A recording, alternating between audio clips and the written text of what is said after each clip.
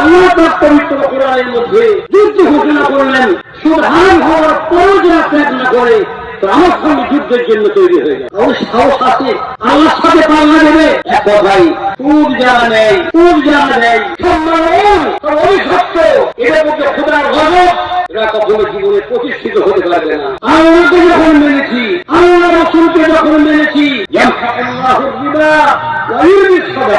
আমাদের আগে আমাদের বিশ্বাস রাখাতে মাল করে আল্লাহ সেটাকে আগে বললেন, আল্লাহ সুদের মালকে ধ্বংস করেন আর জাকাত দিলে জাকাতের মালকে তিনি বাড়িয়ে দেন। আপনারা সুদী কারবারের ধানের কাছে যাবেন না, একদম ধানের কাছে যাবেন না।